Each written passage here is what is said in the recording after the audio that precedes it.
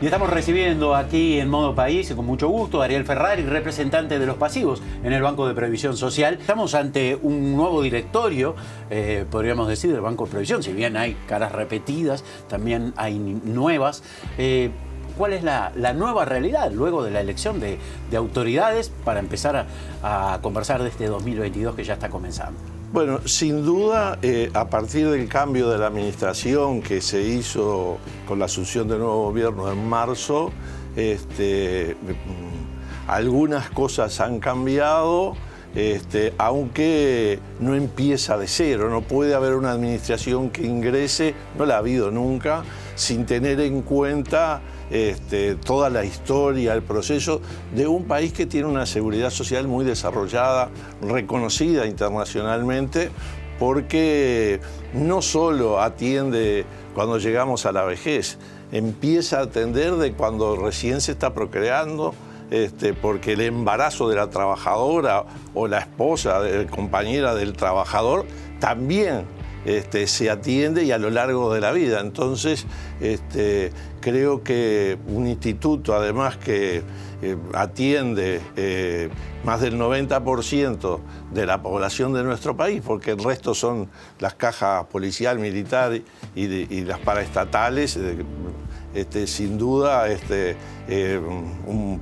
una parte importante del Producto Bruto Interno del país que en porcentaje se utiliza en seguridad social como una de las herramientas que redistribuye mejor la riqueza que se genera. Sí, yo me reía, ¿no?, cuando discutíamos si la obligatoriedad o no de ir a votar las autoridades, más allá que uno tenga ganas, no tenga ganas. Estamos hablando de que es el banco más grande del Uruguay. Sí. O sea, estamos, digamos, tomando decisiones de algo que es muy, pero muy importante. Leonardo, a ver, es cierto que se llama además constitucionalmente, porque cuando se creó por la reforma constitucional del 67, antes era Dirección General de la Seguridad Social, se le puso Banco de Previsión Social, pero no somos un banco en el sentido de intermediación financiera, somos un instituto de seguridad social, pero en esa reforma también se dijo, para que no quedara solo en manos de los partidos, que también hubiera representaciones sociales de las organizaciones representativas de cada uno de los que son parte del BPS, los empresarios, los trabajadores y los jubilados y pensionistas. Bueno, yo tengo el privilegio, el honor de integrar la lista de ONASPU, que por sexta vez compitió en las elecciones para el cargo del director, encabezada por Sisto Amaro, que es el actual director. Nosotros somos alternos con él, pero bueno, es un colectivo que salió de 6 compañeros que participamos además en todo lo que es la gestión, que es bien compleja, porque además en Uruguay tiene la particularidad de que no solo el instituto da las prestaciones de seguridad social, sino también que recauda para financiar esa seguridad social. Es decir, tenemos una puerta donde ingresa y otra puerta de donde la plata egresa. Y toda esa gestión, toda esa administración está en manos de 7 directores. ¿Afectó al sector que representás, obviamente al sector de los pasivos, desde el punto de vista de las pasividades y de los derechos adquiridos, la pandemia? Sin duda, somos la población más vulnerable. El aislamiento, no solo de inmediato, lo que ha sido estos más de 20 meses de pandemia, sino las consecuencias. La soledad es un problema que hay que atender, que hay que mirar hacia el futuro, también más allá de que la vacunación ha ayudado. Bueno, hay consecuencias que todavía no están medidas, que las tendremos que ir viendo, el aislamiento, y sobre todo en un sector que además de tener dificultades por el riesgo en salud que tiene, también el aislamiento, la no comunicación genera otros problemas, y además sectores de bajos ingresos, porque en general la mayoría de los jubilados y pensionistas no tienen un ingreso como para tener las posibilidades de resolver todo desde su casa. A veces, bueno, ya no se podía ir hasta la feria a ver en qué puesto estaba más barato la verdura para comprar. No había que salir, ver, y a veces hasta la pérdida de comunicación con la propia familia, el aislamiento, el no ir a verlo por las dudas del contagio. Entonces hubieron muchísimas cuestiones y además desde el punto de vista social, la ONASPU, la Organización Nacional de Jubilados y Pensionistas, y tenemos una estructura apoyada en más de 120 asociaciones a lo largo y ancho del país que tiene una vida social, de integración bien importante, que en algunos lugares se redujo a lo mínimo y en otros hasta hubo que cerrar. Por lo tanto, el impacto fue muy fuerte, ¿no? Ya sobre el final de la pandemia, poco antes también se dio el plan Ibirapitá, que obviamente, pandemia mediante, debe haber cobrado otra importancia el hecho de tener una tablet, de poder estar comunicado. ¿Esto es así? ¿Este plan continúa? Bueno, te agradezco la pregunta porque cuando uno... Y esto en algún momento estuvo en discusión en las elecciones. Quien disputaba con nosotros decía que el BPS se encargara solo de jubilaciones y pensiones, sin entender lo que es la seguridad social, sin entender lo que es la ley 15.800 que creó el BPS, que dice todas las cosas que debe hacer a lo largo de la vida de un ser humano para que las consecuencias que pueda tener cualquier contingencia, la de vejez, la de discapacidad, la de desocupación, la de la niñez, el impacto sea menos gravoso a partir de tener algo en seguridad social. Y en un mundo que va hacia la tecnología, un mundo cambiante, que las formas de comunicarse son distintas, a los adultos mayores nos cuesta más. Y eso es lo que empezó a procesar el plan Ibirapitá. Y lamentablemente nos preocupa hoy de que no retrocedamos, porque si bien en la última rendición de cuentas hay una transformación, se dice que es un programa, se habla de que en vez de dar una tablet se va a dar un teléfono inteligente. Para nosotros no es lo mismo, a veces no tenemos la visión de poder, y lo que hacíamos en la tablet, no solo y que resultó muy importante en medio de la pandemia, el poder comunicarse con la familia, el poder ver a los nietos y hacerlo gratis, además, porque la tablet el Estado se la daba gratis y además en convenio con Antel se tenía el financiamiento de la línea de Wi-Fi, de la conexión, de la conectividad.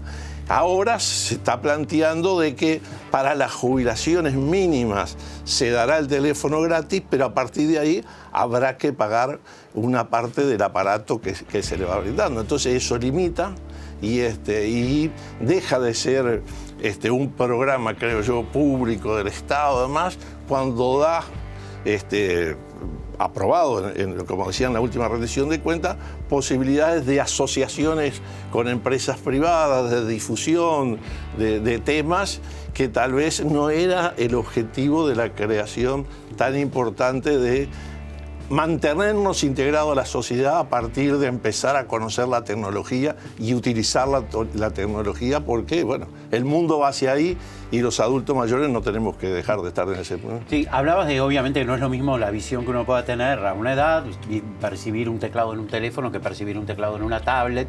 O agrandar las letras. Además, ¿no? de todas esas posibilidades. Y hablando de visión, el plan de ojos, ¿en qué situación está o va a quedar? Bueno, otro tema que nos ocupa y además en el día de ayer tuvimos una reunión con el presidente y el vicepresidente de ACE, una reunión pedida por ONASPU y el PICNT y los dos directores sociales, representantes de los trabajadores y de jubilados y pensionistas, preocupados por la Operación Milagro. Porque es cierto, la pandemia dificulta las pesquisas de que eso que por más de 300.000 personas, la inmensa mayoría de las pesquisas se hicieron en las asociaciones de jubilados o en locales gremiales, en locales sindicales. Es decir, que no utilizaron recursos de mutualistas o hospitales. Ningún recurso del Estado, además, salvo la participación que el director ponía a disposición para trasladar a los oftalmólogos en su auto. Bueno, y el chofer. Y las pesquisas las hacen. Y entonces, las asociaciones, y hay asociaciones no solo en las capitales del interior, en pequeños poblados también, porque si no, ¿cómo hay distribuido en Uruguay más de 120 asociaciones? Bueno, y esas asociaciones inscribían a personas que entendían que podían tener problemas de visión y que podían ser operados.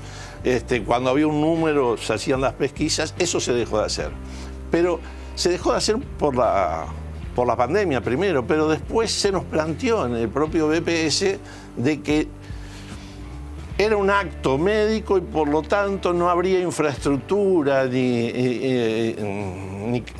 la estructura arquitectónica que pueda tener una asociación de jubilados, y eso creo que es desconocer, porque los salones, los espacios, la calidad de edilicia que tienen las asociaciones, bueno, creo que eso no, pero fue de las cosas que ayer hablamos. Por suerte nos fuimos satisfechos, con expectativas, porque primero, lo más importante para nosotros, el presidente de ACE nos dice: la Operación Milagro va a seguir, porque cuando en el 2006 se empieza a hablar del convenio entre el gobierno de Uruguay y de Cuba, se pensaba en unos 10, 15 mil personas que podrían tener que operarse de cataratas.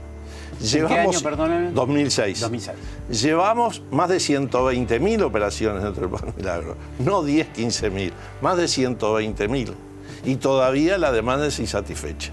Entonces, y además ayer lo planteaba, y bienvenido si nosotros podemos ayudar, en el otro sector etario, en la niñez. Nos decía el doctor Cipriani, presidente de ACE, que hay muchos niños en el interior que no tienen atención oftalmológica. Y bueno, si lo podemos ayudar, si podemos nosotros inscribirlos también para que tengan la consulta médica y vean si hay que hacer intervenciones y demás, bienvenido. La ONASPU ya puso a disposición. Brinda la estructura o el conocimiento. ¿Qué es lo que nos pasó en el 2006? En una reunión, en aquel momento el director era el querido compañero del profesor César Stari, que era el director de los jubilados y pensionistas, y cuando, bueno, ¿y cómo hacemos las pesquisas? ¿Cómo recorremos el Uruguay para que no sea solo metropolitano? Y bueno, y él dijo: están la estructura, las asociaciones, la gente la podemos registrar ahí, podemos organizar ahí, hasta se pueden hacer las pesquisas. Y así se procedió hasta el año 2019. Creo que ahí tocamos dos prestaciones, digamos, que sin duda ayudan y mejoran la calidad de vida, que no es solo, que es un tema que también nos preocupa mucho, que tenga que ver con el ingreso en cuanto a cuánto cobro de jubilación. También los servicios que me dan, la posibilidad de acceder a la tecnología y demás, es también calidad de vida. Pero no, que te consulte desde la real ignorancia, en cuanto a la audición, porque sabemos que la visión es una dificultad, sí, ¿no? Y otro de los sensores que tenemos como contacto con la realidad es el oído. Exacto. Bueno, ahí es poco lo que hemos avanzado, pero sí BPS lo que ha hecho es dar un préstamo de menor interés que el préstamo social que da, que es el más bajo del mercado, para que uno pueda comprar audífono, y el monto puede ser hasta 3 veces el monto de la pasividad. Entonces creo que es un paso hacia, bueno, un tema que está pendiente, que si bien, y hemos avanzado porque hasta hace 3 años atrás, solo los trabajadores de la actividad privada tenían derecho a prótesis y órtesis. Posteriormente, a partir de la negociación colectiva y en particular en la esfera pública, la administración central, los servicios descentralizados, también con la creación en el 2008 del FONASA, bueno, ahí si todos estamos en un mismo sistema de salud, ¿por qué las prestaciones de salud que da el BPS no son iguales? Se resolvió y progresivamente y acordadas en el marco de la negociación colectiva, que también los trabajadores de la actividad pública tengan derecho a prótesis y a órtesis. Creo que en el caso, por ejemplo, de las maestras, Magisterio lo ve como un excelente resultado de la negociación colectiva porque, bueno, el esforzar permanentemente la visión lleva a que el desgaste sea mayor y que a determinada edad ya precises lentes. Y bueno, que lo dé el BPS, que te dé un voucher para ir a la óptica y comprarte, o hacerlo, ahora ya se hace el trámite directamente en cualquiera de las ópticas que están adheridas al BPS, porque eso es lo que hace la tecnología. Yo voy a la óptica y ellos tienen una clave para entrar al sistema de BPS, ver si tengo derecho o no, y si lo compro ahí, ellos hacen el trámite directamente. No tengo que ir al BPS. Facilita a la empresa, facilita al trabajador y eso, bueno, al servicio de la gente tiene que estar los cambios. Se están reduciendo la cola del BPS. Y sí, está claro. Están y hay muchos. de extinción. Y bueno, la tecnología también nos ha permitido. BPS es uno de los organismos que más desarrollos tecnológicos tiene. Ya, a ver, no por la pandemia, pero en la pandemia mucha atención se hace a distancia, que se ha mantenido. Hoy la agenda prácticamente es una agenda electrónica. Yo no tengo que ir al BPS a pedir hora y día, aunque tenemos en algunos sectores retrasos, mucha espera todavía, por varias razones. Algunas tienen que ver con gestión, y otras tienen que ver, por ejemplo, hoy tenemos algunos sectores que producto de la pandemia se redujo a más de la mitad de los funcionarios en algunas sesiones que, bueno, están en cuarentenas o porque dieron positivo o porque estuvieron en contacto con un positivo y tienen que quedarse en cuarentena. Sí, de hecho, se está volviendo a la telemedicina, ¿no? Sí, creo que a partir del día de ayer. Sí, BPS, bueno, a partir del 3 de enero, algún sector que quedaba en teletrabajo, la gerencia general resolvió que debería todo, que es el responsable de la gestión, ¿no? De alguna forma diaria, que todos volvieran a ser presencial, pero ahora esta situación habrá que analizarla, porque creo que hay mucha cosa que se puede hacer a distancia y que es una forma de proteger y tener menos contacto, ¿no? Para cerrar, Ariel, ¿desafíos para este 2022? Primero, que las conquistas obtenidas no se pierdan. Eso es lo primero. Por eso la preocupación Plan Ibirapitá, Operación Milagro. Segundo, desde el 2006 el Instituto de Estadística tiene una forma de medir la pobreza, que independientemente del cambio de administración siempre fue la misma. Se crea una canasta básica alimenticia más una canasta básica no alimenticia, pero cosas que es imprescindible consumir, alquiler, luz, agua, y eso, lo básico de esas dos cosas es lo que forman, bueno, el nivel de pobreza. Allá en el 2006, un poco antes, en el 2004, había más de un 50% de adultos mayores que estaban en situación de pobreza, porque estaban por debajo de esa línea. Bueno, 15 años de que nuestra jubilación todos los años fue más que la inflación, hizo que de aquel casi 50% llegáramos a un 2,8% de jubilados y pensionistas por debajo de la línea de pobreza. Eso empieza lamentablemente a revertirse y a retroceder, porque en el ajuste del año pasado el aumento después de 16 años fue menor que la inflación y se repitió de vuelta este 1 de enero. La inflación en un 8% y el aumento de las jubilaciones 5,87. Falta un piquito de diciembre que no va a mover mucho la aguja, por lo tanto estaremos casi perdiendo un 2% que se acumula. El año pasado ese 1,8 hizo que el BPS dejara de pagar, si hubiese solo cumplido con la inflación, que es una potestad que tiene el Poder Ejecutivo, porque la Constitución dice que no se puede dar menos que el índice medio de salario, pero si tiene voluntad puede dar más. Por lo tanto, lo que hace en cada junio, cuando las mínimas se dio en el año pasado 243 pesos, más allá del monto, la acción de que hay un aumento diferencial por encima del índice medio salario para un sector. Bueno, eso lo estuvimos hablando el lunes con el subsecretario, ahora ministro en ejercicio, el doctor Mario Aristi, también una delegación de UNASPU con la representación de los jubilados, porque también nos preocupa. Entonces, sin duda, el gobierno dice, al final de nuestro mandato, lo que perdieron los trabajadores lo van a recuperar y van a volver a la situación que teníamos en el 2019. Es público, esto lo ha dicho más de una vez el ministro. Ahora, ¿cuál es el problema? Que los jubilados recogemos de aumento lo que pasó el año anterior en las negociaciones colectivas. Entonces, si al final de este gobierno los trabajadores van a volver a la situación del 2019, nosotros no vamos a volver. Y nuestros tiempos no son los mismos que cuando uno está activo. Entonces, el país sufrió la pandemia, sé que generó dificultades, pero hoy la economía creció 4 puntos el Producto Bruto Interno. Algunos que hacían proyecciones tuvieron que corregir al alza. Bueno, ¿a dónde fue a parar esa plata? ¿Quién se la quedó? La mejora de la economía. Porque el 70% de los uruguayos vive de un ingreso fijo, de salario o de pasividad.